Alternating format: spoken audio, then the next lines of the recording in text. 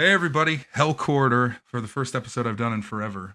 Going back to what the podcast was supposed to be about, which was mostly gaming, pop culture. Kind of went off the rails with some awesome guitarists. Here we have Tweeterman287, one of the very early YouTubers that was kind of featured on the homepage every now and then. So here we go, Ian Tweeterman. Wait, they put me on the homepage? I Yeah, wonder what no, videos those were. that's how I discovered you. Was the Burger King toys video was on the homepage. Oh wow. Huh. I guess at one point I was in YouTube's good graces with their algorithm. Yeah, no, it was I think that video has like 300,000 views now, but back then getting 50, 60, 70,000 on YouTube was considered like a crowning achievement. Oh yeah. Cuz you were very much in the footsteps of Ashens. It felt like most of what you were doing just felt like Ashens early on. Oh totally. Like I think I think he was one of the first YouTubers I really started to binge watch. This is like middle or late 2006, and I think he had like maybe 6 videos on his channel that whole like total, and I just couldn't get enough of them. Like, look at these fake electronics. I can't believe they exist in China. Like, they just have these on the market, and for some reason they were just. I'm like, I need to get these so I could talk about them. It, And now here we are. and it's interesting because when I was younger, because I'm a bit younger than you. I grew up more in the early 2000s, mid 2000s, and a lot of those like the pop stations, those like block games. I got those as a kid. Like they were everywhere, and they never actually had like Tetris on them. You thought they were going to be Tetris. They never actually had Tetris. I didn't know that a lot of the time it was just this like cheap, readily available board they can put in any knockoff looking console. I thought that was just like an official thing. Like everybody had those. I still have this purple one that I bought, a block LCD screen multi game type thing. I still have one that I bought with my own allowance money. I think it was like 1999 or 2000. It Does stopped it have a working a mouse on long it time by any ago. chance? Does it like have a picture of a mouse anywhere on it? No, it was it folded like a flip phone. Like the bottom Huh. half was all the controls and the top half is the screen.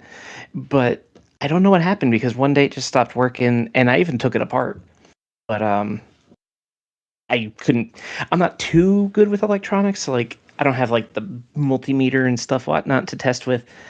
But for some reason, I'm holding on to it. I'm like, I don't know. Maybe It's like one my day. game history or that too. Yeah, Yeah. and you know it's funny because like when I think of 2000s LCD games, I love how I found somebody I could just like nonchalantly go off with this on, go on about this with because like it's such a niche topic. But like those old LCD games, do you remember like one of the most commonly proliferated ones was it was always Pac-Man, but it was this weird like multi-screen Pac-Man game. Are you talking about where like it had scrolling, kind of like a top-down Zelda game?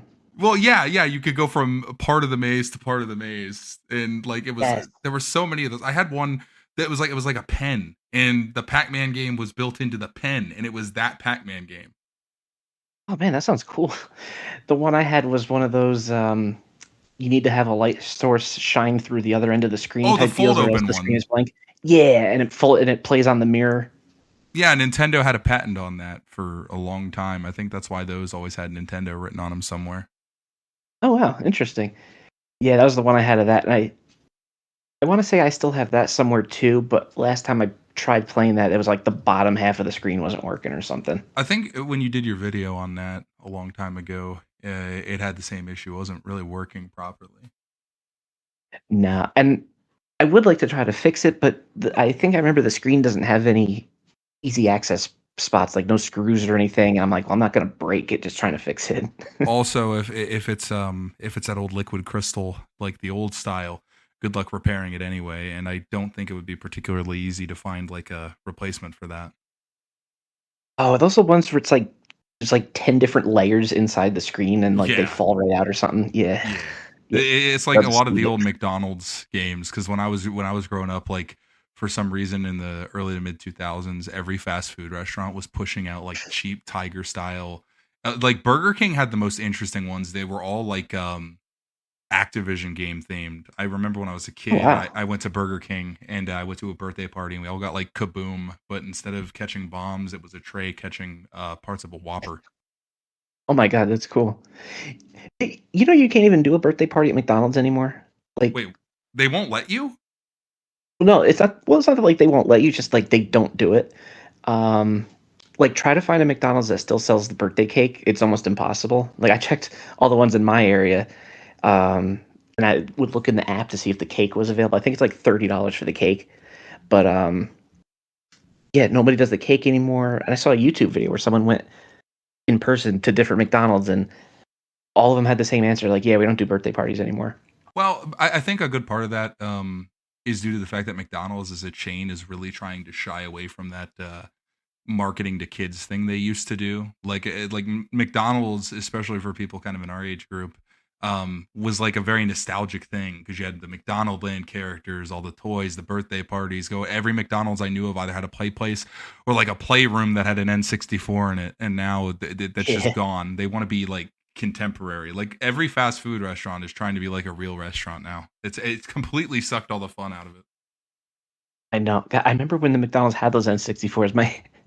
My mom wouldn't like us playing those because she would be like, "No, all the other kids are touching them. They got sick hands and stuff." So we weren't allowed to touch them because we had N64 at home. So she'd just be like, "Just wait till you go home, jeez." When I went to a hotel when I was younger. Like our house got termites when I was like 6 or 7 years old, and I remember Wow. the hotel we went to had an N64 controller, and you could play N64 in the hotel, and I ended up playing it for a long time, and then my dad got the bill and he's like, that was how much? Oh, oh my god. It was like $20 an hour to play Smash Bros. Oh my god, jeez. In like 2002. And that was back when it wasn't really common to bring a console from home to hook it up to the TV because a You lot of the couldn't TVs they anyway. didn't even have the hookups. Yeah, Yeah. you couldn't anyway. I remember we had to bring like a VCR, and just plugging it in was a real pain because they wanted you to rent movies from the front desk. Funny, they think of everything. Like that's why entertainment, so interesting because we all have smartphones now, and there's entertainment everywhere. There's YouTube, there's Facebook Reels, that kind of short form content. We're entertained all the time to the point where it feels boring. But like I'm starting to think like 20-25 years ago, I would have killed for that level of entertainment because they like the portable entertainment we had while fun was very difficult to use, especially if you had like a Game Boy and you were trying to play it in the car at night. Dude, forget it. Oh god. I had the worm light, but that didn't even do a whole lot. Yeah, I had that too, and my dad claimed it distracted him.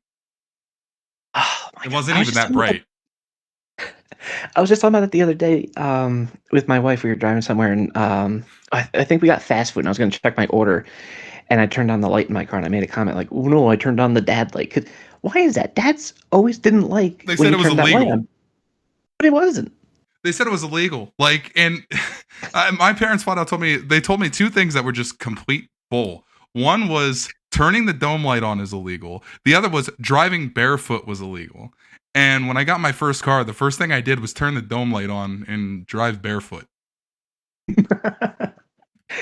Yeah, when we were kids, our parents told us if we left the fridge open too long, the fridge would catch fire, so we couldn't leave it open. I mean, it worked. We never left the fridge open. I think that was just a wives' tale. Like the car I drive on a day-to-day basis. Actually, those lights were pretty bright. I have a 92 Cavalier, and the lights inside those things are extremely bright. Like those reading lights they have. Oh my god, I can understand why Dad would be bothered by it. Because I think they were basically incandescent light bulbs, just smaller versions of them. Yeah, which is why it's a pain to find. It's a pain to find the replacements now. Oh, jeez. Yeah, I can imagine.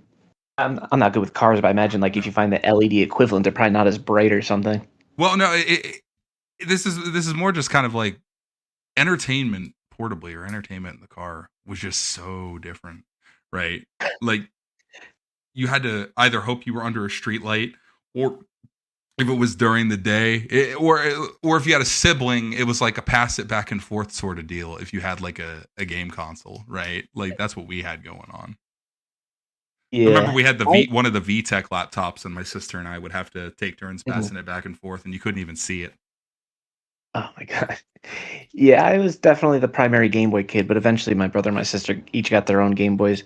But I remember as a kid, we at one point my dad bought a used high top van, and the used van had a little like 12-inch, 13-inch TV inside because it was a high top. It had the room for it, and also had a slot to put a Nintendo, and it had a slot to put a VCR. But it actually came with the VCR, and we would actually watch like Pokemon VHS tapes while we were in the car.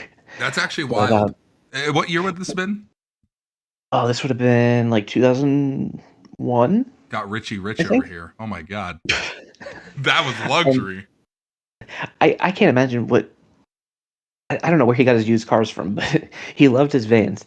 And but yeah, the speakers didn't work right. So you'd have to turn them up really loud because the speakers were super quiet. But if you hit a bump, the wiring might fix itself. So all of a sudden, boom, now the volume's Till you hit blaring another loud. one. Yeah, and then exactly. So you turn down the volume to compensate, and you hit another bump. Now it's super quiet. Yeah, the struggles. No, that's great because you said it was for a Nintendo, like it was specifically meant to have an NES in there. No, it was a wooden door in the high top that folded up. The hinge was on the top of the door, and the Oh, okay. wooden door had the word Nintendo like etched or burned into it from the factory. Oh wow. I found it. I Yeah, found a TV on the side of the road once that had an NES built in. my God, that's awesome. Yeah, I no, think those are rare.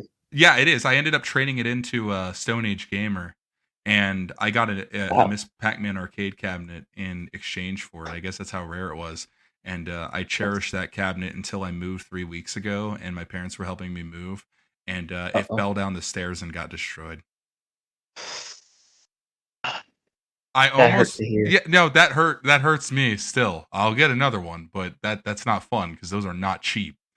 But yeah, NES TV, that's actually a pretty cool little doodad from the back. You know, it's funny. I really quickly when we were talking about like entertainment in the car and passing that VTech laptop back and forth, I'll never forget like one of the things with having any sort of entertainment in the car. You're talking about like the volume on the speakers is like your parents getting irritated with you with how loud it was or an annoying sound or whatever. I'll never forget we were playing this like weird treasure hunt game on the VTech laptop, and every time you would click the wrong spot, it would go uh oh, and I've Oh my never God, I know the forget my voice. dad turning around going, uh-oh, uh-oh, uh-oh.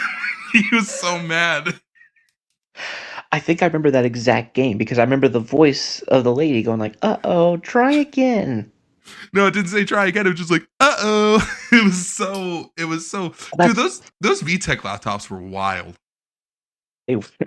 Like when you were like in the early 2000s, late 90s, like having any sort of thing like that you could like hook up to a printer and like write documents on like as a kid, that was like gold, right? Because you usually didn't have a computer of your own at that point because computers were freaking expensive.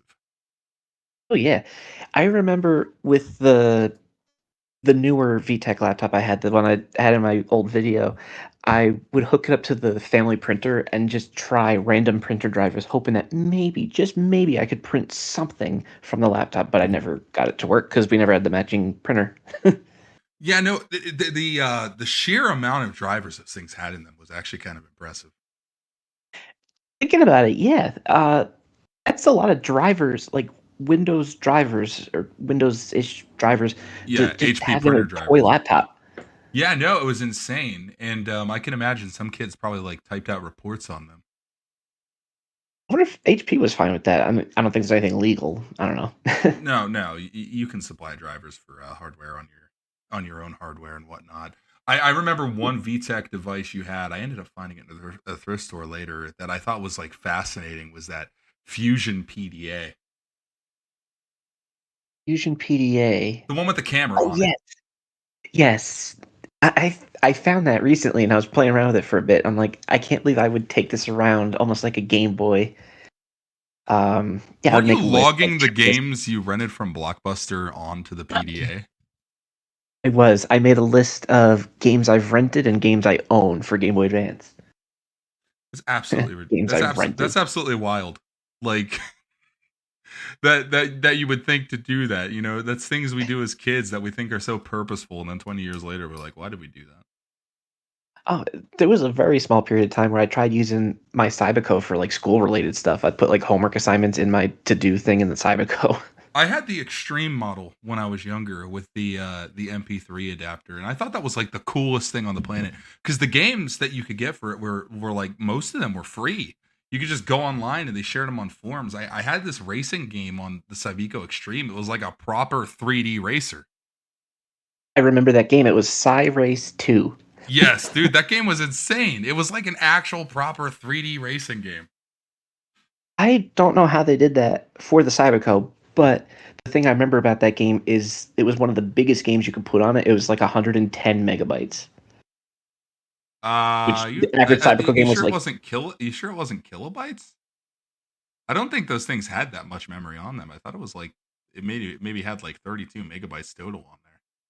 you know what? Yeah, you're right. I am thinking of kilobytes because now, yeah, that doesn't make sense. I was about to say that's a big game because when you got the MP3 player for it, the MP3 cartridge was literally just an MP3 player, and you loaded the MP3s directly onto the cartridge. Yes, now I remember. Yeah, it was definitely kilobytes because the first Cyberco had like 170 kilobytes of built-in storage total, and the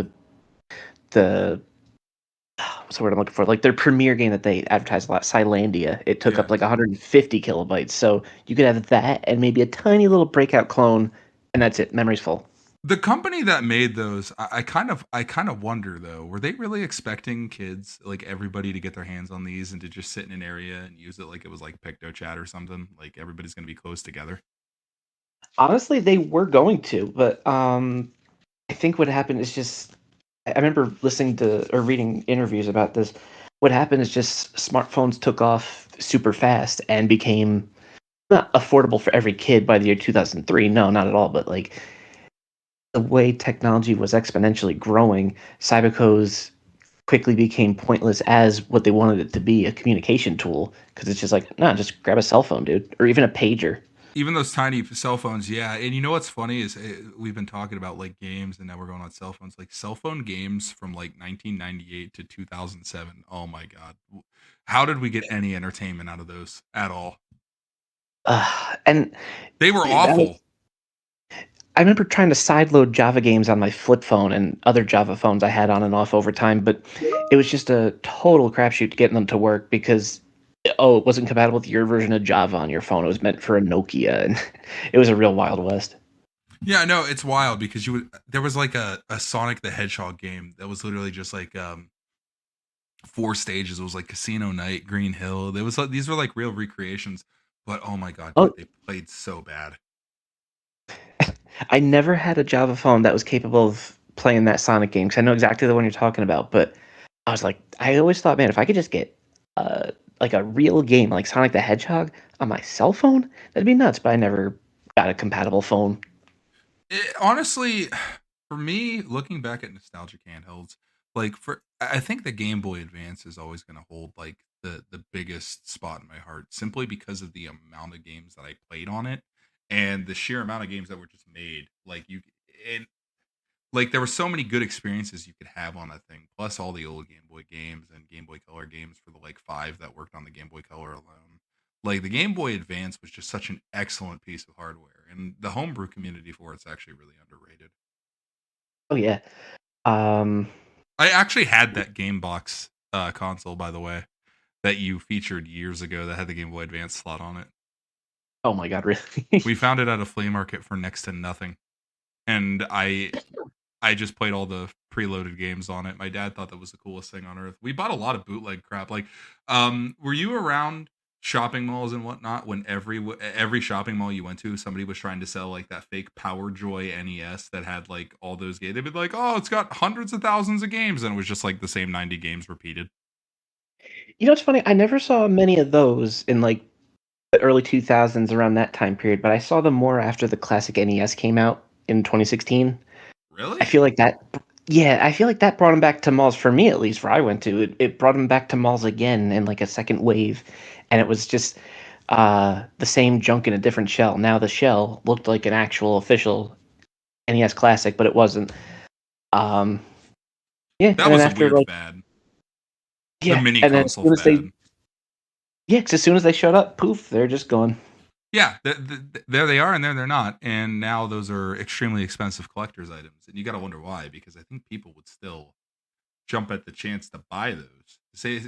I guess these companies hate money. It's like Nintendo won't put out a real purpose, like a real good virtual console selection for the Switch and Switch 2. Like in my teenage years, the Wii's virtual console is literally how I got to experience the overwhelming majority of the retro games that I did. Like that's how I played Super Mario 64 for the first time.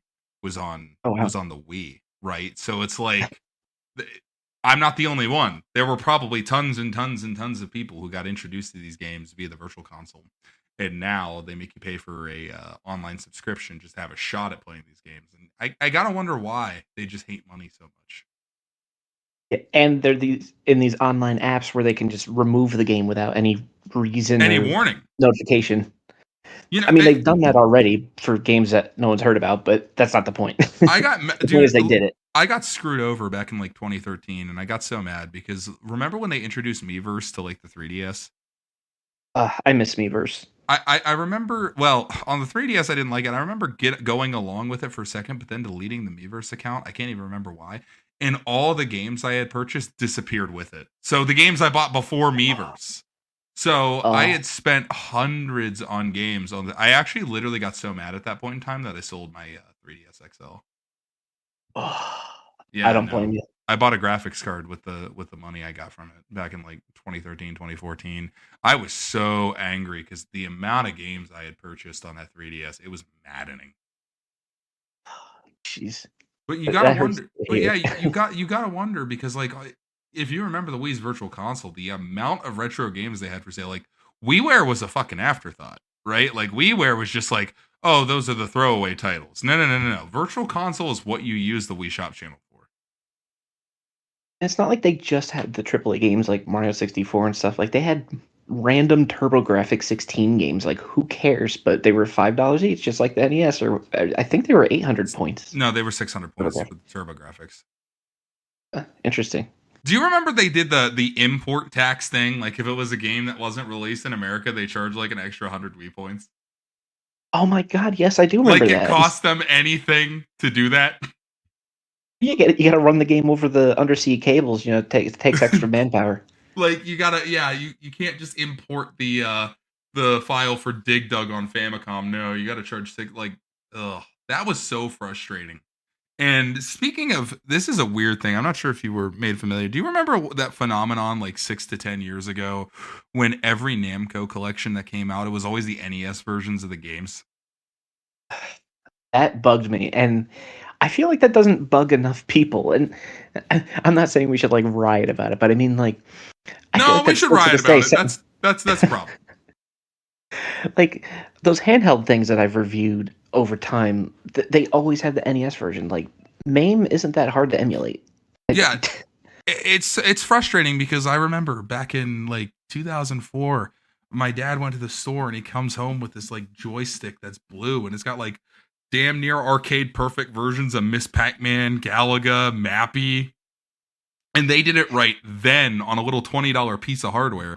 But now you go on Steam and the Namco Museum Collection is just like it's got the freaking NES versions. Oh come on! Even I had Namco Museum on a Nintendo 64 as a kid. It had 6 different arcade games on it. All 6 Yeah. were the arcade games. Yeah, is that the one that had Pole Position and Pole Position 2? No, just had Pole Position 1.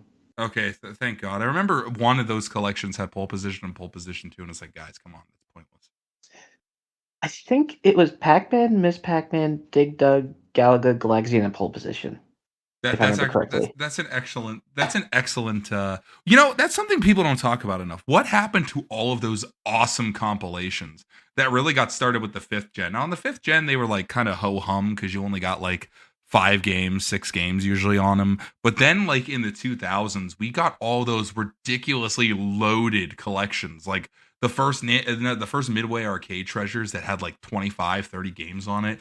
And there was that what was that one? Taito Legends 2, which had like 39 freaking games on it. It shows they can do it if they want to, but There are good collections. I just want to make that clear before I go on. There are good collections. Like Pac-Man Museum Plus was excellent. I had a Pac-Man one for the Game Boy Advance. I had like 4 games. Even that was good. Yeah. That's how I discovered Pac-Man Arrangement for the first time. Was that exact collection you're talking about? Same. And what's funny is I was on Pac-Man Museum Plus. This is my only bragging rights I can really have here. On Pac-Man Museum Plus, they have Pac-Man Arrangement, and on Steam, I was like one of the only 5 people that ever got like a perfect score on Pac-Man Arrangement on the leaderboards. That's like awesome. That's like my superpower is I can always get the perfect score on Pac-Man Arrangement. That's like my favorite Pac-Man game. Simply due to like the progressive stages. The only thing that sucks is it doesn't loop. Like once you beat it, and that's it. Oh, nah. But going back to your YouTube channel, it seemed like your theme was always just like that kind of tat, as Ashens would call it, like that, like randomly, like kind of interesting electronics. I remember you had that Mindflex game that Mattel put out on there once. Oh yeah. I wonder if I still have that stuff. No, I think I got rid of that if I remember correctly. That was such false advertising. The commercials never showed anybody moving a freaking knob. No, I never got that game to work right. It's probably why I threw it out. It's the cheapest all it is, like I understand the technology behind it, is it is the world's cheapest EEG machine. It just picks up the most minuscule amounts of electrical activity from your brain. And when you get all agitated, it causes the blower to turn on. And then if you aren't agitated, it caused it to shut off. And so stupid. And when you're in the middle of the game and all the pressure, you would always be agitated anyway, so it didn't quite work. Yeah, you'd be like, let me think about something else, but thinking about something else is still thinking. Exactly. It's still concentrating. You try to think about nothing. But going back to that video I discovered you from, that Burger King toys video, like what possessed you to go to Burger King at age 19 and buy a bunch of toys anyway? Well, it's funny. I've had people tell me who watch my videos, they think like, oh, you must be a real extrovert. You must be really outgoing, blah, blah, blah. That clock's 3 minutes fast, by the way. It is. I purposely like it like that. The wife doesn't, though. But anyway, go ahead. So, yeah, I'm very introverted in reality. So when I was trying to get all these toys, I'm trying to remember. I asked the cashier something like, I asked which toys do they have in stock, but they said like, well, I can't go through them and see which ones I have. And I think I must have looked kind of like dejected or something. And they could tell I was trying to collect them all. So they were like, no, look, just tell me which one you need and I'll find that one. And I'm like, well, I need that, and that. And they're like, there, I got those ones. Hey, don't feel bad. I have a huge collection of McDonald's toys. I own every single set from the 1990s for all the kids' meals. Dude, that's awesome. In the original packaging, including that terrible Inspector Gadget. Oh my God, that's awesome. But yeah, no. When you eventually got them, was it specifically to make a video on them? No, I think to be honest, I wanted them because I wanted them. Because I'm such a Nintendo nerd, and I'm like, dude, the toy is like, it's like a Wii remote, but like it does different things. Yeah, I knew I had to have the whole collection, and the fact that it made a cool video, being able to review all 10 of them, that was just an added bonus. That's actually, I do miss that aspect of those fast food kids meals. Was the toys they gave out a lot of the time were insanely cool. Yeah, sometimes now it'll just be like a cardboard puzzle or something. We had, it was like in 2005, they did Crash Bandicoot and Spyro LCD games at McDonald's. And one of those LCD games, they like folded open like DSs. I need to get a hold of those again. But I have the Crash Nitro Kart one, the racing one. But looking back on it, it's really cool because they had a dungeon crawler Spyro game. Like it was a proper dungeon crawler and like a first person point of view. And I'm like, that's actually extremely advanced for a little LCD McDonald's game. That is pretty cool. They had the same technology that Pac-Man toy you were talking about had, where you had to kind of fold out the back and like light would come in from the other side. Someone needs to dump that ROM so we could emulate it. You know, it's really interesting because I'm glad you pointed that out, because like on Internet Archive and whatnot, Like a lot of the old Tiger Electronics handheld games actually have been like recreated almost perfectly. It's I came across that too recently. I think I was looking for a Sonic the Hedgehog. Yeah, there was a Sonic 3D Blast Tiger Electronic I had as a kid, and I found it on there, and I was able to play it. And I'm like, oh man, I remember all the sounds and everything. Sonic 3D Blast. Oh my goodness. I really wanted that handheld, but I was never able to actually locate it for some reason because I'm one of the 5 people on the planet that thinks Sonic 3D Blast is actually an okay game. It's really not that well. The game itself, yeah. The Tiger version, no. Well, Uh, obviously. there's actually a way to cheese the Tiger version. You just go to the top right of the screen and keep hitting the spin dash button, and you'll make it to the goal every time. Well, I'll keep that in mind when I run across it. But no, something about Sonic 3D Blast. I have a feeling that if we didn't call it Sonic and it was just like Flicky Island or something, I have a feeling people would actually not hate that game at all. Wasn't I that what it think was it called plays in Europe? fine. I think. I'm not sure what it was called in Europe, but the game itself was actually not a bad game at all. I thought it was fine. I mean, yeah, the D-pad was kind of weird with the asymmetric controls, but it ran really, really, really smooth considering it was a 3D platformer on a 16-bit console.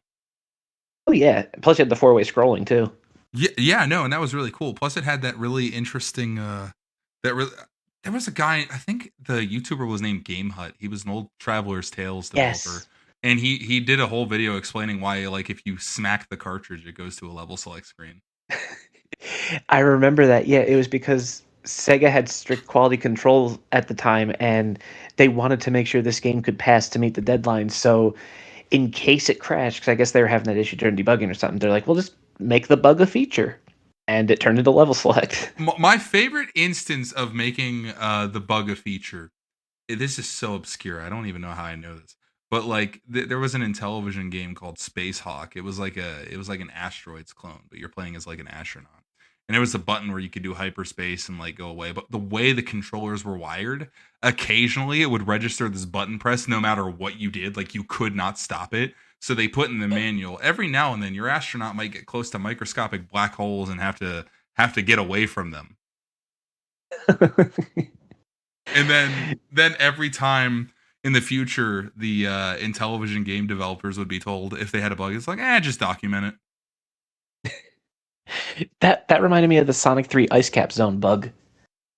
I'm not familiar.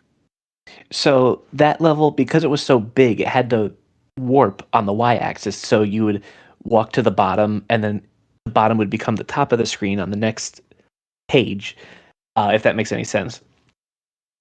Basically, the instead of the bottom of the screen being a bottomless pit, it could scroll back up to the top and scroll endlessly. So there'd be no bottomless pit. But I guess sometimes the camera glitches up and doesn't scroll, so it counts as a death instead of just rolling down the ramp minding your own business. Uh-huh. So they address the manual, and in the manual's tips and tricks section, it says like Robotnik has a lot of dastardly traps set up to try to stop Sonic and his friends.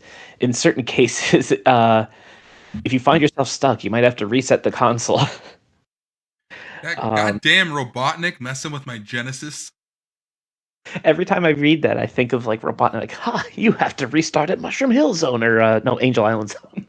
No, that's so funny because like quality control on games back then, like we like to imagine it was better because they couldn't release like broken games, and then just fix them later. No, we just had eternally broken games like that pit in Mystic Cave Zone and Sonic 2. Like, oh my god.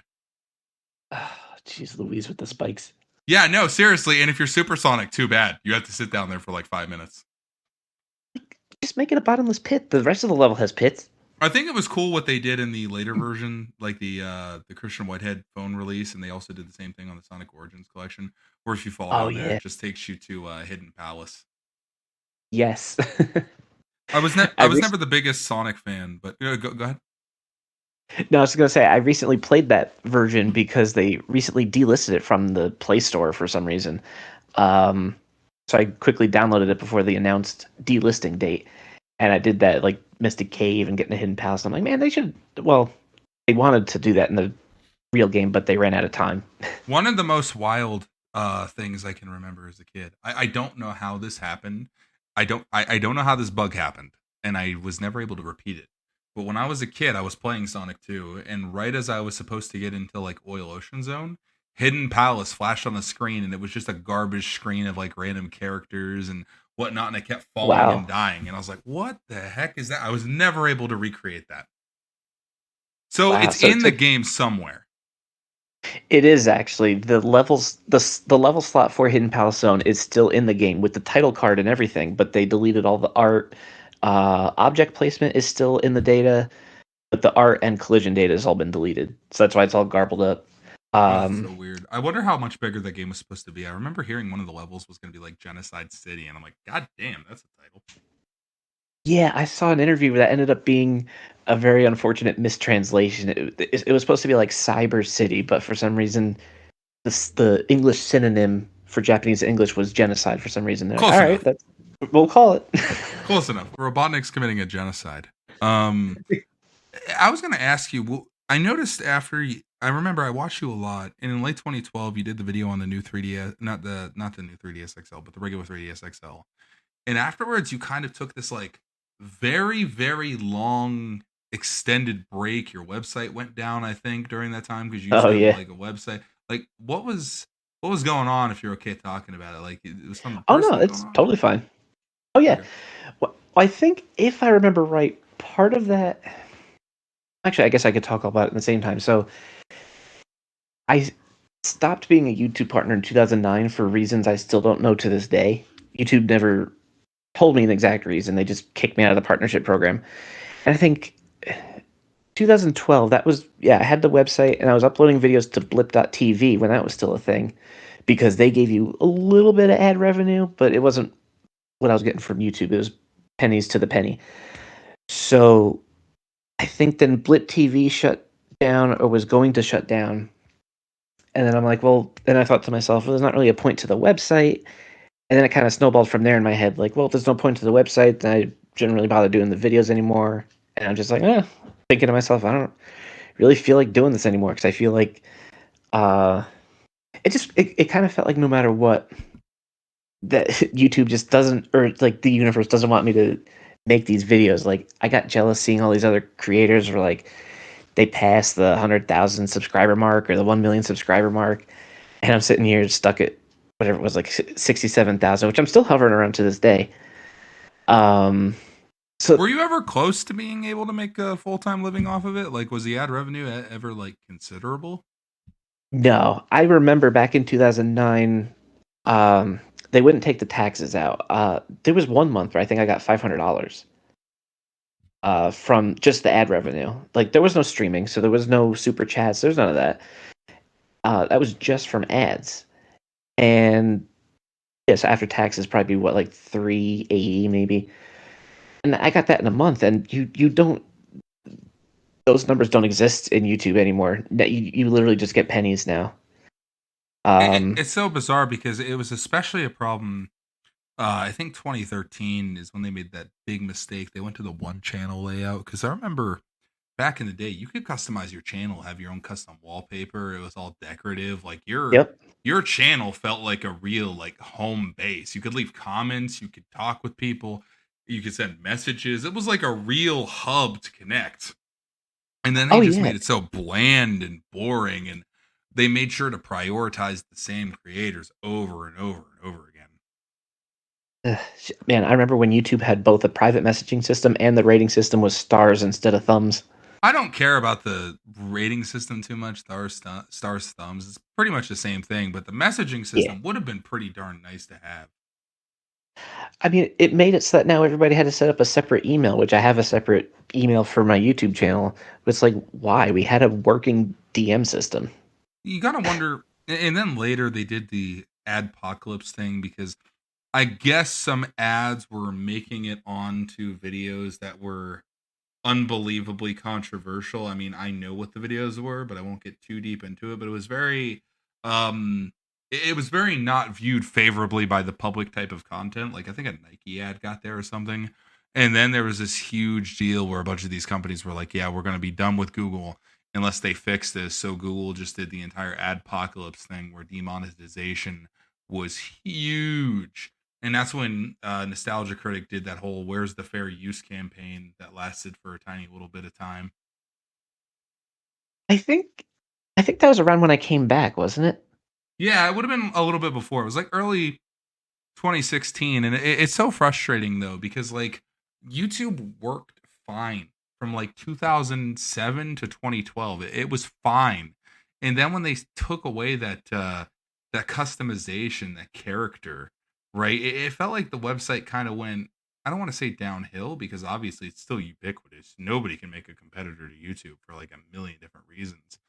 Yeah. But it's like it felt more free, right? Like the content felt more wide open. Like you could make what you want. I mean, they still had copyright claims and whatnot. You couldn't upload like full movies or whatever. I mean, people did really early on, but that was kind of squashed quickly. But it really felt like they didn't care too much what you made, and as long as it was popular, they were willing to sponsor it. But think of all the channels that were huge back then that just like died off. Like one that comes to mind, I'm not sure if you watched him or not, was like Classic Game Room. Was massive. Oh Like that was one of yeah, my favorites. And his channel just slowly died this horrific, awful death. Like he's near me. yeah. He's near me. I see him on a bike. I see Mark on the bike trail here like all Oh the wow. time. Like I live very close to him. And it's so weird because like he had a whole office just for classic game room stuff. Like he was leasing an office. That's how profitable it was. But then afterwards it just slowly went downhill. And then he jumped ship from YouTube to like Vimeo or whatever, and that was even more of a disaster. And Oh, Classic Game Room lost even more money. And it wasn't just I'm glad I him. never Like did Vimeo. there was like a really entertaining channel of like puppets called the Glove and Boots, and they were really entertaining. And they eventually had to move off of YouTube because of like the algorithm and adpocalypse. It wasn't them. It was just him. It was like Jogwheel, Epic Mealtime, like What the Buck. Mm. Like these big giant shows just completely fell apart. And it was no fault of their own. You'll have channels that have like hundreds of thousands of subscribers, and their latest video gets like 3,000 views, 4,000 views. Like, how does that even happen? Yeah, you had me all got me all nostalgic now because in my head I keep thinking classic game room broadcasting from the intergalactic space Space arcade. Arcade on its never-ending mission to review everything. Everything. You actually, you know what the crazy thing is? Your views to subscriber ratio are actually substantially like higher than most channels have now.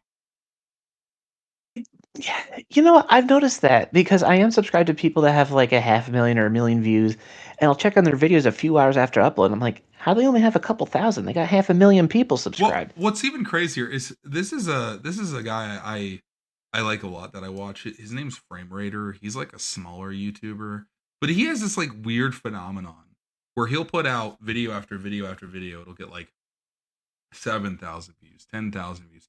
And then one of his videos will randomly get like 160. And then it'll go back down to like a few views here, a few views there, and then 140, right? It's like, that's so inconsistent, man. Especially I for a really, guy with 120,000 subscribers. oh yeah, I really do feel like the algorithm is just like a mystical fairy creature that visits you if you're lucky enough, but other than that, it probably won't happen to you. Yeah. And I feel like it discourages content creation. Like for people who want to get serious about it. Like I'm lucky. Like basically every episode I do of this gets way more views than I have subscribers. But I don't think I'll ever really be able to break into like the big times. I mean, I'm not saying I wouldn't accept that. I'd love to make this my full time job, but at the same time, it's like the reason I don't make a ton of episodes of it is it's just so difficult to break through that initial barrier, right? Especially when you're competing with shorts now. Like YouTube really loves pushing that shorts thing. They want me to do shorts, and I don't want to do them. Wait, they ask you to do shorts? Well, not like specifically me, but I get emails both from YouTube and like the YouTube creator portal thing being like, you could expand your audience with YouTube shorts. Like, buzz off. I'm not making shorts. Well, what's funny is before I deleted a lot of the videos off this channel for because I was moving into a podcast, they still exist. They're just unlisted for the moment. Um they were turning some of my old videos into shorts just because they were shorter video, and I did not ask them to do that. Ew, gross. Yeah, no, what, like nobody asked for that. And YouTube used to be this blossoming community where like anybody was able to crack like 20,000, 30,000 subscribers. It wasn't that big of a deal because they'd like feature random people. And like, I can't believe I'm admitting to this, but because of how hated he is. But I remember like one of my favorite YouTubers when I was younger was like Irate Gamer, because like his Mario 2 I was review just thinking of that. was blasted everywhere, and he was getting featured, and that's what got him his audience. And then it started the whole drama between like him and AVGN that really didn't exist in hindsight, now that I've looked back, because they seem cool with each other. But yeah, and like nobody would have even watched this guy if it wasn't for the fact that his Mario 2 review was like blasted everywhere on the front page. Uh, I I hope I never end up pandering to the audience that he panders to. What I mean is, like, I'm still subscribed to the Irate Gamer, and just today or the day before, he posted something like He makes I videos? discovered the. Oh yeah, he does this show called Geek Time. It's like a podcast type thing. He gets like voice actors and stuff from like the '90s and stuff randomly sometimes, but no, what was he doing? Oh, he did one where he's like, I discovered the whole leaked plot to the new Mario Galaxy movie. Like that's what the thumbnail has you think, but in reality, it's just him discussing the trailer. It's like, look, I'll say this on recording right now. If I ever turn into like a clickbaiter, like just report me to YouTube. Like do whatever it takes for you to get my channel shut down, because at that point, I don't want to do it anymore. Well, oh my god, I'm looking at this. Irate Gamer has like 200,000 subscribers in his last 3 videos. I'm looking right now, all well under 1,000 views. Ugh. It's sad. It's sad. That's what YouTube's become now. Oh my god, he was trying to pander to oh my god. Okay, I didn't know that he fell off this hard. Not to throw shade at Chris, like, love you, dude. You entertained me when I was younger, but what the heck is going on? And like he used to tread his ankles into puddles of ghost hunting stuff. Now he dove headfirst into there. He does full on. Oh, he was doing this traveling exhibition show where he would bring quote unquote cursed objects with him, like the Sonichu medallion replica that he has. My He'd be like, god, "Look at the what? cursed object." The Oh yeah, Chris Chan thing? yep, Oh, that's a fall from yeah. grace. Listen, He everybody's allowed to have their own beliefs, but the second somebody starts dabbling into ghost hunting, I just start cringing enormously. the moment I start begging people for likes, the moment I start begging people for comments, just stop watching my channel. Well, no, you think of these falls from grace as creators. There are 2 that come to mind, and I'm not sure how much you watched these guys back in the day. One is Boogie2988. Oh God. Yeah, I won't get I remember into watching Miss Francis. I know everybody knows this story, so I won't dive too deep into it. But yeah, he went from being one of the most beloved to one of the most hated YouTubers around. I shamefully I do follow some lolcow content for quite literally the lulz, for no pun intended. But I've seen what Boogie's up to these days. His most recent thing, he faked cancer. Yeah, I saw that. Well, I don't know. That's so complicated because I have a bit of a medical background, and I think he just like he did fake it, but he used like the smallest kernel of truth with a disease he actually had to do it, and that's just horrifying. Like, you don't do that. That's the worst thing you can possibly do. And another YouTuber that kind of fell into that lolcow thing, and it hurts so much because he used to be like one of the voices of reason, was Review Tech USA. Oh God, he shut down his channel. I know, he deleted the whole thing, and I'm like, why?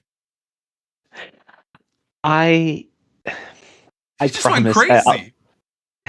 I'll say this on recording too. I will never nuke my channel because I've made some cringy videos that in some way I have them archived in like Discord or something like that.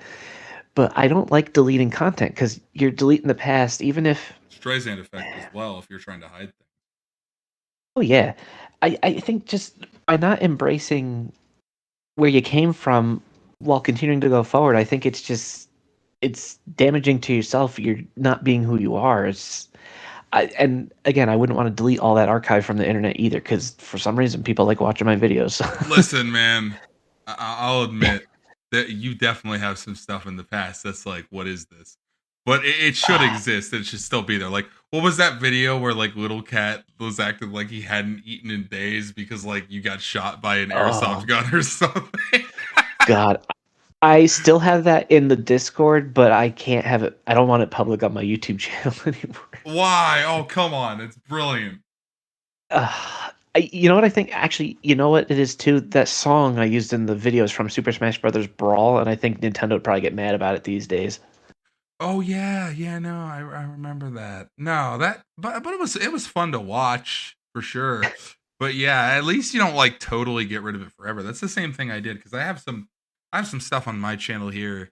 Some of which actually did get like 10 to 15,000 views, but I just removed it. Like I'm just gonna say it. There was a I uploaded that episode of like the Maury show that my parents were on, and Oh eventually my goodness! I just had to private that one because I don't need that floating around literally everywhere. Oh my goodness! It wasn't like the lie detector thing. It wasn't the like you are not the father thing. It wasn't any of that. They just ran this like obscene sketch back in like 2002 or 2003 that was like, "Hey, did you marry somebody and then they became like really ugly? Well, bring them into the show and we'll make them hot again." Oh my god! And my mom and dad found it and they were like, "What is this?" And I was like, all right, guys, I'll respect it."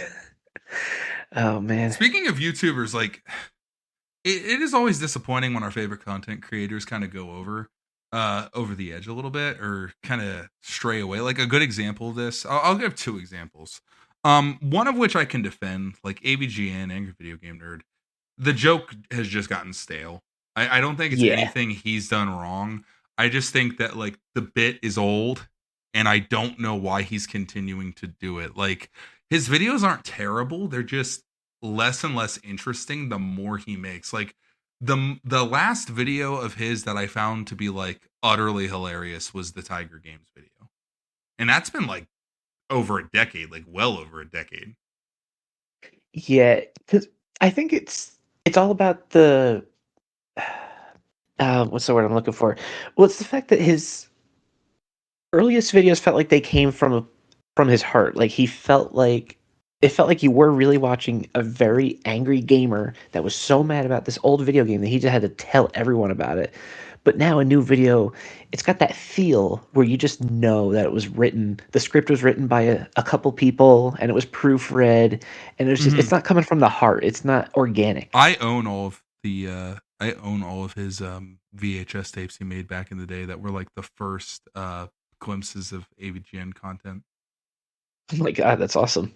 And early on it was such a funny bit, like the Action 52 video like jumps out at me as probably my favorite, but like even Yeah. the others like the Wizard of Oz, like the Bugs Bunny birthday blowout, which was funny cuz that game's not even bad.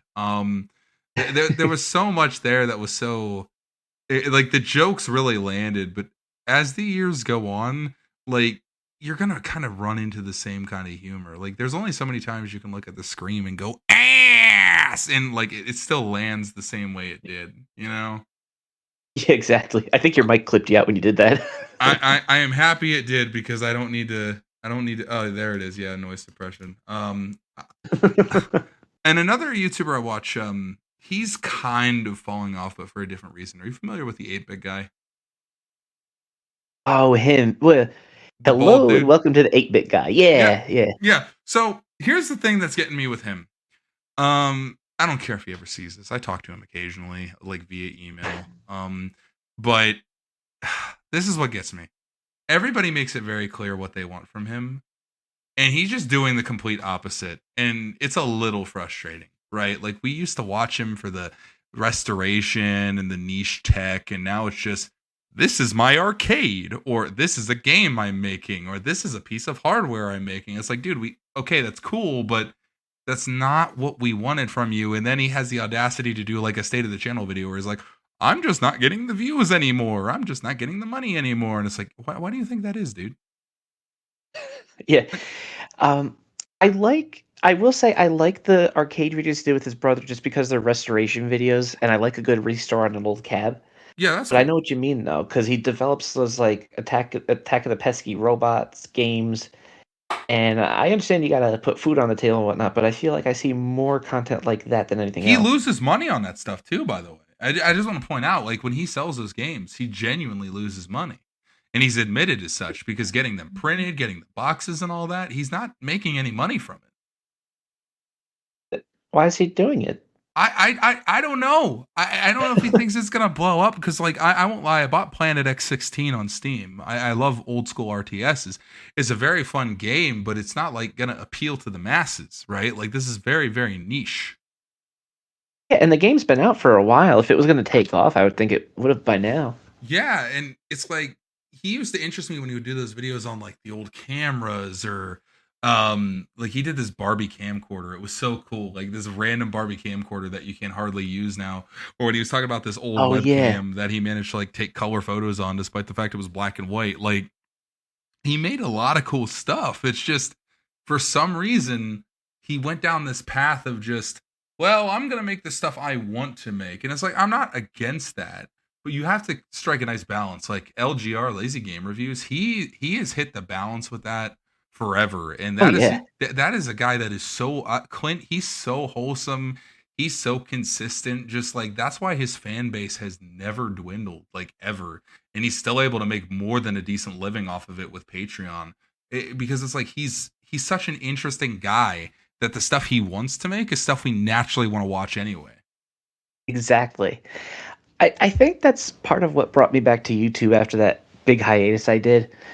I think between the Edpocalypse and I think by that point too, like I'd been on a hiatus for so long, we'd gone through the entire Wii U console generation, and then the Switch had come out, and I think that around then was like, I got a lot of stuff has happened. I think I got stuff I want to say, and then I went on and said it. It just sucks that you're on that Atari kick because, like, as we're getting older, Atari nostalgia is just dead, dude. I'm gonna be honest with you. That group Oh of yeah, people that because think about it. If you got an Atari in 1981, right? Fucking 81. No earlier than that, just 1981. You're 55 years old this year. Do you even care anymore? Like, do you give a damn? I don't think you do. I well, thought of something. I thought of something wild. If you had an Odyssey, if you had a Magnavox Odyssey in the year it came out, you're well over 60. Stripes If Almighty. you were 10 years old. Well, Atari hasn't been on the best terms when it comes to nostalgia lately because they've had a few empty promises. Like they wanted to do an Atari crypto coin that people paid money for Ugh. that didn't end up being a thing, so they took money from that. They did a Kickstarter type thing with an Atari watch. The idea was like the games were on a little like flash drive type thing or something. You take it out of the watch and put it in your TV. Like that never happened, but they took the Kickstarter money. The people are. I get why people are mad at them, and I think they are kind of struggling to stay afloat because how many times can you resell people the 2600 version of Pac-Man? Yeah. Oh, I wanted to point this out. Like, I always hear, I don't know. You know how everybody says the Magnavox Odyssey is like the first home video game? Yeah, I own something older than that that's a home video game. really. It's called Compumatic Games. If you ever get a chance, just Google this. It's called Compumatic Games. I own Compumatic Games football. It's like a weird football game with like lights underneath and you press a combination of buttons and it moves like the play field and everything. It's so weird. Oh wow, look at that It, font. That it font is so early dude, 70s. it's the size. It came out in 1970. It's like the size of a freaking coffee table. It is huge. It's by the size of all the transistors and stuff inside. Yeah, well, the thing is, like everybody talks about the Odyssey. The Odyssey actually didn't have like a CPU. It didn't have RAM. It was literally just a couple transistors putting forth light. It was all board games. Yeah, that's true. Yeah, Oh, I was it gonna was. ask. Oh, what was I thinking of? Sorry, go ahead. I was gonna say yeah, it was all just one circuit, and the cartridges you put in just bended the circuit in different ways. Yeah, no, and like if you had that little light gun, you had to move the target on your own. That would have been so awful. Yeah. But real quick, while we're on the topic of broken promises and crowdfunding, what what do you know about the Intellivision Amico? I mean, I know that it was a failed thing. It's not technically dead.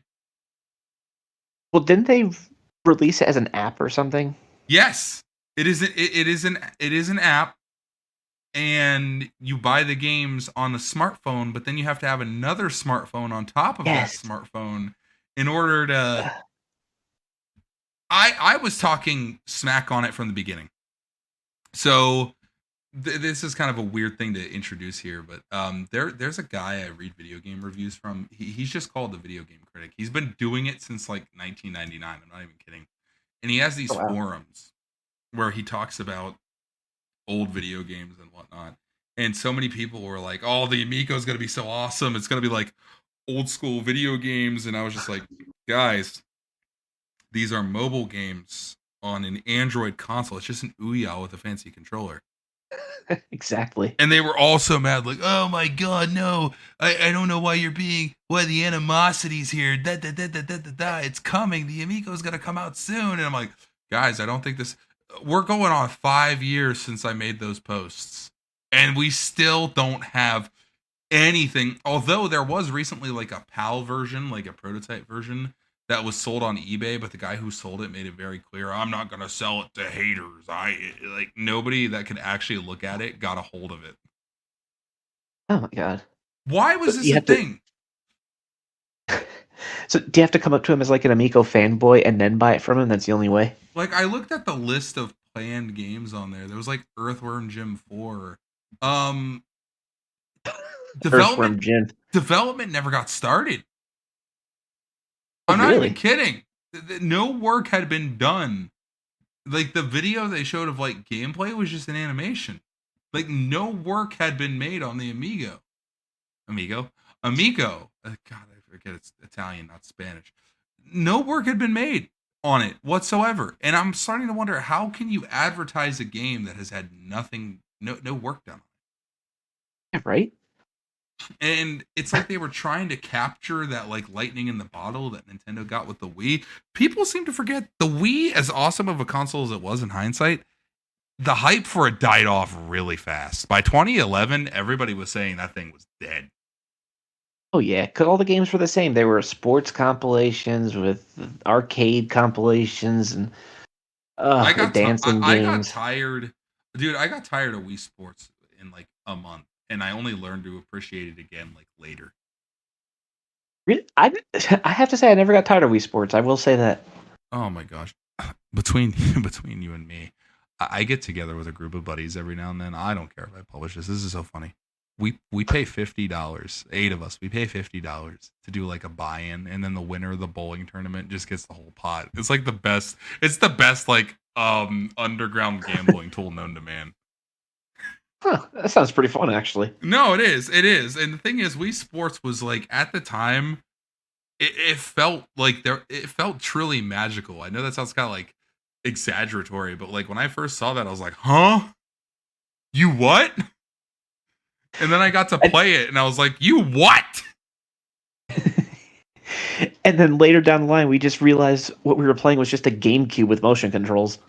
I think it was slightly more powerful than the GameCube, but it's funny because the Wii was less powerful than the OG Xbox.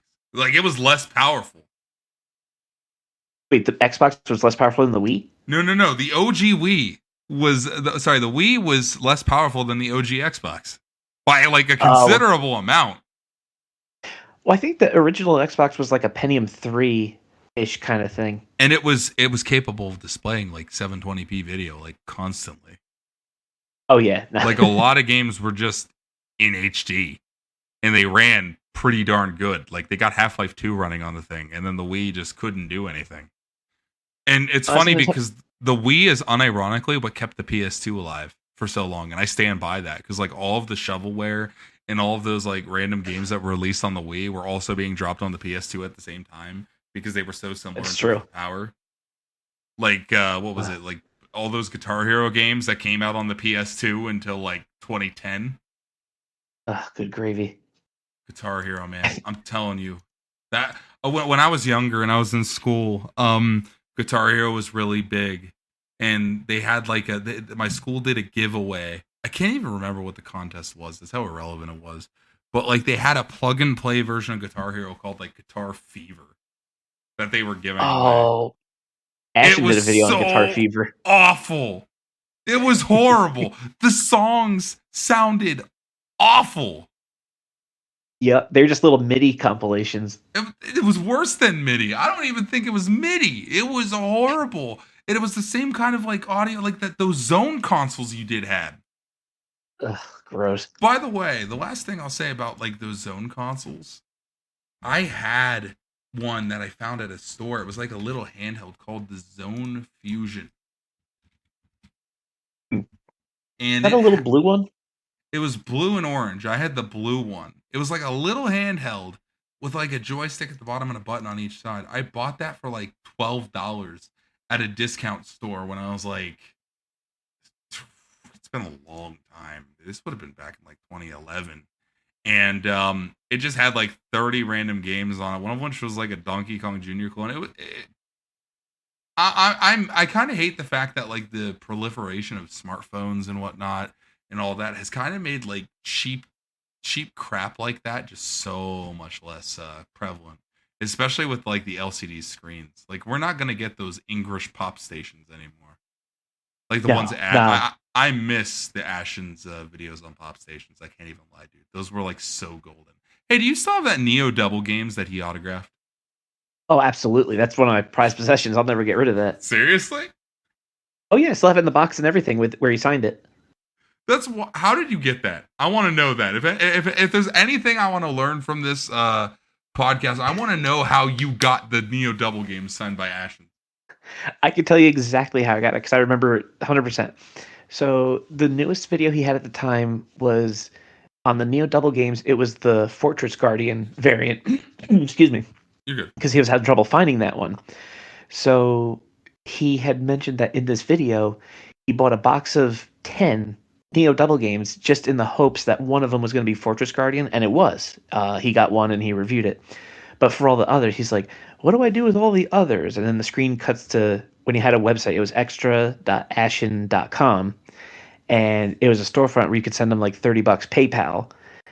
I remember specifically it was $30. And he would sign it and ship it to you. And I ordered one.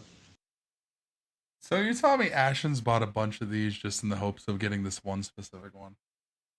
Oh, yeah. I literally remember the video because the first one he took out of the box didn't have the game. And he's like, hold on, I brought a box of 10. Bear with me. And he goes off screen and grabs another one. I would absolutely love to get my hands on a Loudon versus USA signed by Ashen's. Oh, my God. I almost thought about finding one of those to do a video on, but I'm like, nah. No, dude, the lore behind that game is insane. Where it came from? Dude, it was created by a Chinese company called like Panyu Gaming, I think, and it was banned explicitly from a couple of stores, but it was actually like popular with kids in Pakistan. Oh wow! Like it's in Pakistan, it's really it's like really common to find amongst children over there. Oh my God! What's that meme where the monkey puppet awkwardly looks away? Like oh yeah, like, yeah. No, seriously. Like Loudon versus USA is of all the things that should not exist. That might be. There are several variants of it, dude. Yeah, I think the one Ashen's got was just submarine invasion in different skin, basically. No, the other one, like, no, it is submarine invasion, but another one, like, you can play as like the lot inside, and you're actively like crashing planes into the building. Like that's how you win. I hope every person that was in who creates that? I hope every person involved in the production of those games is proud of what they did. Like I hope they look that and they're like, you know what? Yeah, I'm proud of the work I put in that. Like I was younger when those events transpired, so I admit I will not be able to get like the full severity of that day, but I can only imagine for folks that were like very well aware of it at the time that would invoke some extreme animosity. Well, I definitely remember that day. That's for sure. I'll tell you, I feel old now because I talk to people now on like a daily basis. You would have been in like what, 5th grade? 7th grade. What? Oh, okay. You comfortable sharing what you were up to? Oh yeah, I totally remember it. I was in school and I don't remember what subject we were doing, but the PA system kicked on and the principal's like, I wish I remember verbatim, but she said something. We just got news that a plane has crashed into the World Trade Center. Uh, we're gonna say a quick prayer for them really quick because I went to a Catholic school growing up for a little bit, not You for poor my whole guy. school period. I know, trust me. But she was like, if we're just gonna say a silent prayer for them really quick, and we were all silent for like 30 seconds, whatever. And she's like, all right, thank you. And the intercom cuts out. And then I don't remember the announcement of the second one, but or maybe she came on the PA after the two had hit, and then shortly after that they started doing early dismissals because nobody knew what was going on. Like we honestly we thought we were getting like bombed or something. Like I was just imagining as a kid, like all right, we're under attack by somebody. Uh, but yeah, we all got out of school early, and I remember we had. How was it? We went to a specific shop to get sandwiches for lunch. My dad brought us there for lunch, and it was also my grandma's birthday. So that evening we picked How up unfortunate every year after that, right? yeah. So for her dinner we picked up a pizza and like brought it over there and just sat there and ate, and we're just like, what just happened? Like what was that? Yeah, no. I only vaguely remember that's all you heard about for like 6 months, and reasonably so. I'm not like downgrading the severity of Oh, it. Like that's a big deal. You have giant buildings falling down and thousands of people dying. That's like that's an act of war. Like that's especially in a Western country, that's unbelievable. But it's like you couldn't escape like the news of it for many, many, many months. I know, and all every day was just more and more news. It's like, oh, did you hear the news?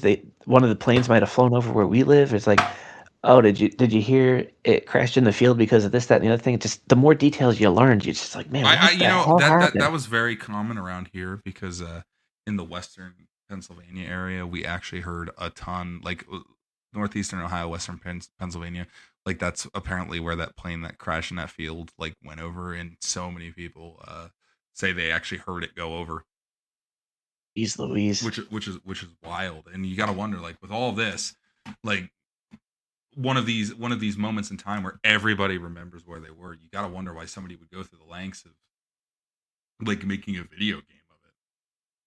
Oh yeah, And and and then even worse, it's like you have like those like have you heard of the game Teardown? no.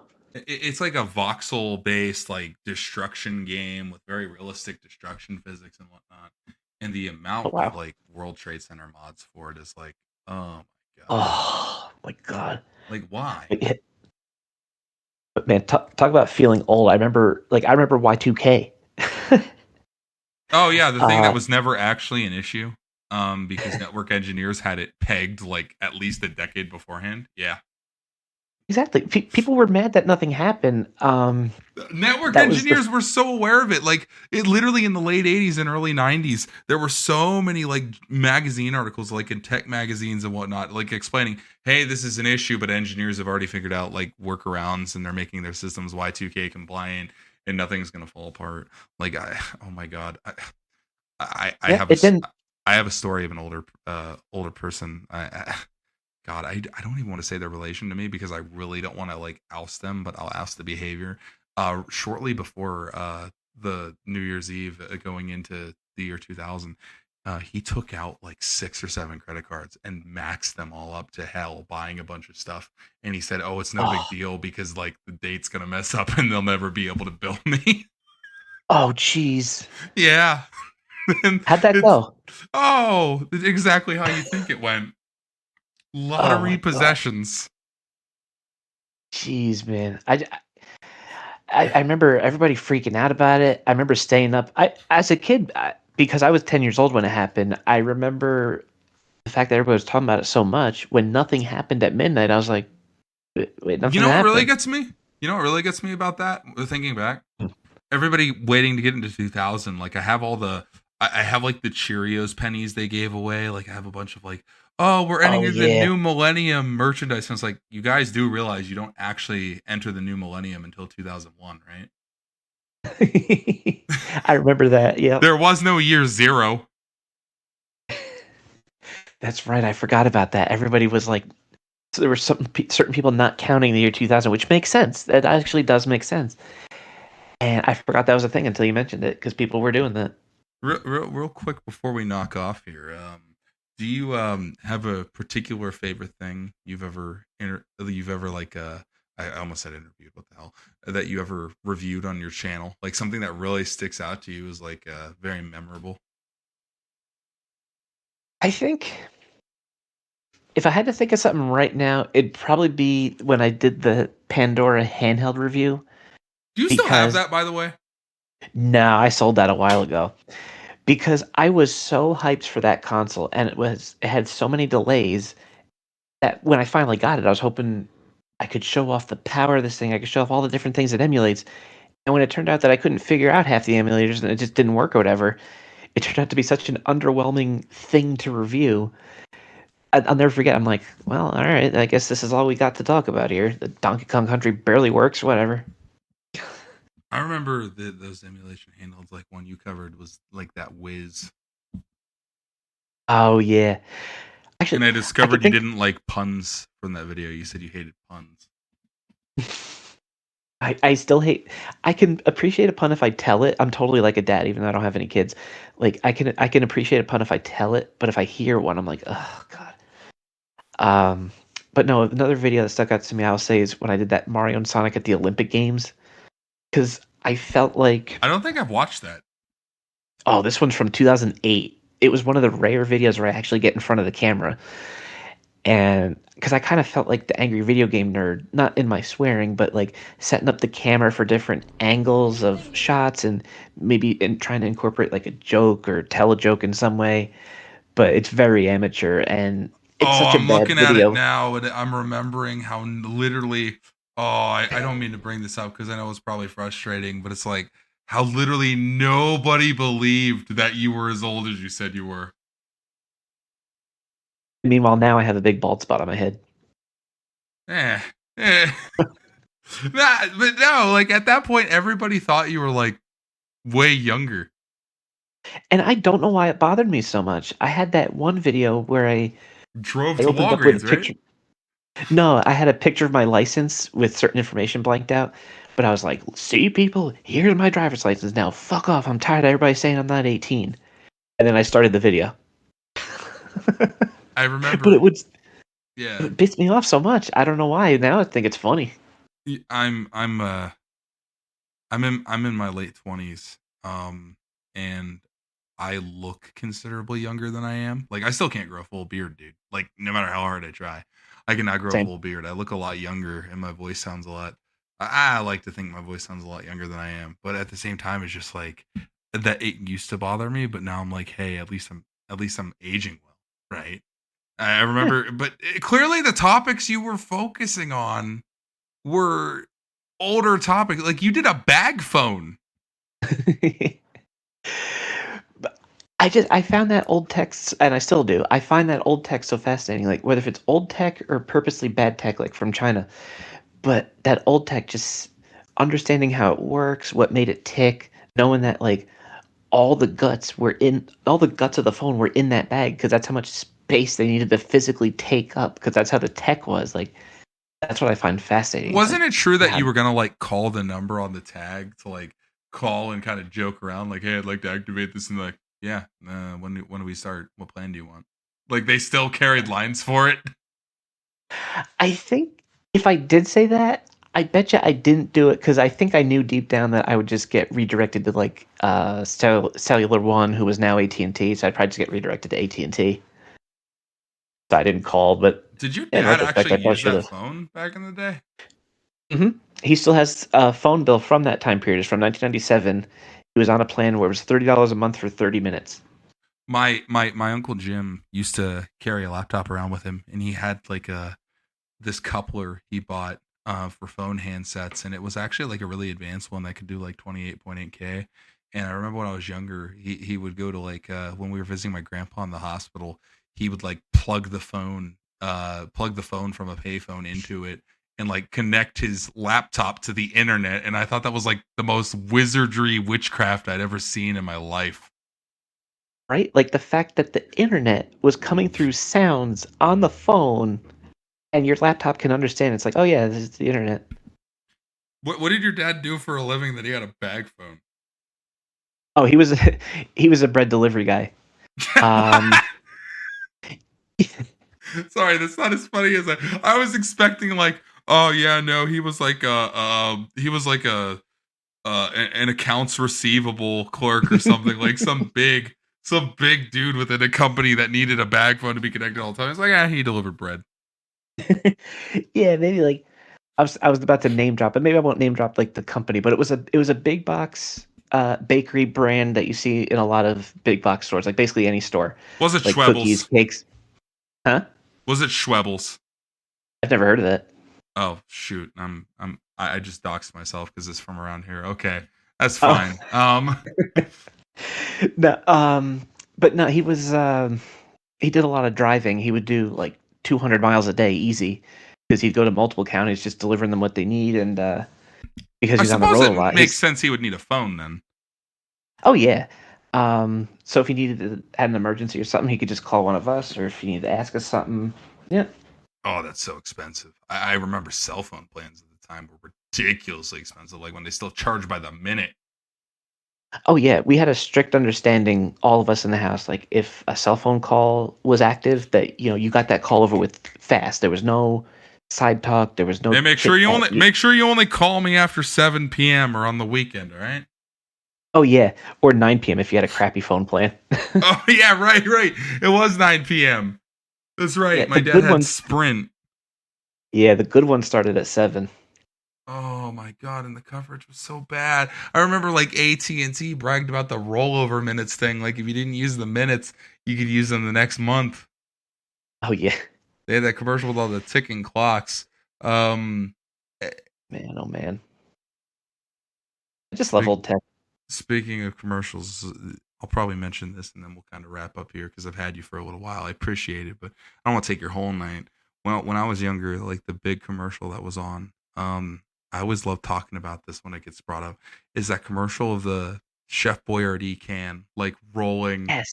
and following the girl home. And I didn't realize there was like a full ad that was like 2 minutes long of this. And as I've gotten older, I started like really dissecting that ad. And let's forget about the absurdity of the can rolling and following her home. Like these guys clearly live in a suburban neighborhood. Why are they going over a covered bridge or freeway, whatever, just to get to one grocery store? And how's that label not all ripped up? And not just that, it's just like what's the obvious conclusion when the mom like finds the Chef Boyardee can? She's gonna be like, "Where did you get that? Ew, it's disgusting. You don't know where that's been. Throw it away." Oh, I thought she'd be like, "Oh, so you stole it?" Oh, well, that too. Yeah. Oh, I didn't know you took this They home with you. really Now wanted people to call it chef too, by the way. I thought it was so funny. It's like, oh no, not today. You've had chef every night. This nobody calls it that. That's true. No one does call it chef. No, nobody's ever called it chef. And it's like Chef Boyardee and like the Campbell's SpaghettiOs. Those are like the two foods that just get worse and worse and worse the older you Ugh. get. Oh, absolutely. SpaghettiOs especially just are awful. It used to be good. Yeah, well, my mom used to split them into like styrofoam cups for us because it was cheap. As they're, it's really funny because Chef Boyardee's grave is very close to where I live, Oh my god, that's wow. The more you and know. it's like I wanted to leave a can of beefaroni at his grave, but he's like in a tomb in the wall, right? Oh jeez. I always thought it would be funny to kind of go there and like get all sad and start like wailing like a baby while leaving the can of ravioli down. Hey, you don't have to worry because you saw the commercial, right? That can will roll and find a way in there to get to him. Don't you worry. I didn't think the girl was smiling at the end. I think she was grimacing because I'd be a little weirded out by that. Any specific nostalgic commercials you remember? Because you're a bit older than me. You probably remember like that PB Crisp commercial or like the Amazing Fruit ones. No, you know what one I just thought of? There was a Lego type of thing, although they weren't Lego compatible, so it's probably not fair comparing it to them. They were called Better Blocks. The hell is that? And they were a set of like plastic building blocks that were sized up a little bigger than Lego. And the commercial, because it was a '90s commercial, they would show a living room full of Oh, those are things made with big. I'm better looking at blocks. them right now. Those are like very big. Oh yeah, and they would sell you all kinds of different. The commercial would like you can get glow in the dark better blocks, or you can get whatever. They had different kinds. We never. I think we ended up getting one set as kids, and we were kind of underwhelmed because one set is actually really small, and you can't really make much with it. But in the commercial, of course, they've got endless supplies of it, so the stuff they make is really cool. Oh yeah, like when you go out and get those big like totes of like the Lego or the Lego Duplo or whatever, and it would look like oh my god, there's got to be a ton in there. And there's like nothing in there. Yeah, exactly. If you wanted to do that, you had to buy multiple sets. But I thought you were gonna that say commercial was on Mega all the time. Blocks. I thought you were gonna say Mega Yeah, Blocks at first. I had to remember the name at first. I'm like, I know it was something blocks, but there's better blocks. Yeah, we had like a Mega Blocks piano when I was a kid. Yeah. Do you know what I'm talking about? That might have been a little bit after you, but there was like a Mega Blocks piano where the piano was like little keys that were made out of the Mega Blocks, and like the inside, you pulled the back off the piano and stored more in front of it. Maybe I don't remember that. So it was a model that you built of Mega Blocks? Yeah, but no. The piano. I'll just send a picture in here. You can look at it. I'll probably transcribe it or like Oh, transpose it okay. over the. Yeah, it was like a piano, and on the inside was Mega Blocks. You could store like 5 whole blocks in there. But like, would it actually play music? Yeah, you could play music on it. It had like one note polyphony, so you couldn't play Oh, anything okay. useful. I thought it was just like a really small toy box. Toy blocks. I thought it was a really small toy box dressed up like a piano. Yeah, and this was this thing here. I'll share. Like it was like this whack-a-mole, but it was like fucking bed bugs. Fountain bed bugs. Yeah, I know. You'd slap it down, and another one would pop up. But Oh, anybody who's interested, while we're knocking off here, anybody who's interested, Tweeterman still does streams. He uploads videos. Recently, he did this really cool pinball game. This old LCD pinball game from what was it, the 70s? yeah, it was Wildfire. It was made by Gary Kitchen, former Activision guy. Oh wait, really? Yeah, it's even signed by him too. Sorry about my clock in the background. You're good. That thing is just horribly off. I love it. Keep it that way. But yeah, he still does streams quite often. It's always a fun time. You're always playing like really fun stuff. I like how it's never anything like you're not doing Fortnite or Warzone or anything like that. You're playing genuinely interesting games. I remember that one stream you did years ago where you're playing snowboard kids with your wife. That was like the first one I ever Oh, watched. man, I gotta play some Snowboard Kids now. I was just thinking of that game the other day. I think that was the day. What did I send you like 10,000 bits or something? Like it was something ridiculous. Oh yeah, I think I remember who that was actually. That was me. Wait, that was you? Yeah, I was the one that sent you like 10. It was like 5,000 at first, and then afterwards I did like 10,000. Oh, that was you. I thought that was this other guy, Aaron. Okay, so No. that was you. Yeah, no, I remember because like shortly before that, you had that incident where like you almost died. Oh yeah. That's when I found out I have a level 6 sunflower allergy. Uh, what did you eat that had sunflowers in it, buddy? Okay, so at the time, my wife, she couldn't have anything dairy, right? So we were trying out different dairy-free ice creams. We had tried almond milk. Um, I think we tried a coconut milk one, but then I saw a Ben& and Jerry's that was made with sunflower milk, and I forget the flavor of the ice cream, but I think I remember the flavor being pretty good. Um, but my mouth felt really Famous last words. gritty on the inside. No, you're fine. My mouth felt really gritty on the inside. Then I had anaphylactic shock. Went to urgent care. Urgent care sent me to the emergency room, and I got allergy tested. And they're like, "Yeah, you have a sunflower allergy. It's pretty bad." That sounds I'm like like, it's "I didn't pretty know." bad. And you naturally living in the States, that's like a financially devastating thing to have happen. Oh God, yeah, an ambulance ride. Forget about it. Oh no, it's especially like I got lucky when I was younger. I rode quite a few ambulances for various reasons, and the local municipality actually did not charge for ambulance rides like at all since it was Oh wow, provided by the city. that's pretty cool. But that's very unfortunate it happened. Hopefully, you're staying away from sunflowers now. Yeah, it's fine now because now I know what to look for in the ingredients list. If it says sunflower oil and it's something like fried or baked, I can have it because the protein has been killed off and it'll be safe for me to eat. But if it's something organic, I have to avoid it like the plague. Oh boy. Well, we'll be done right after this. I just have to throw this out here because it just occurred to me. This was literally the number one reason I brought you on. Ian here Okay. actually has a very based opinion on Sonic CD that I share. Several based opinions on the Sonic CD.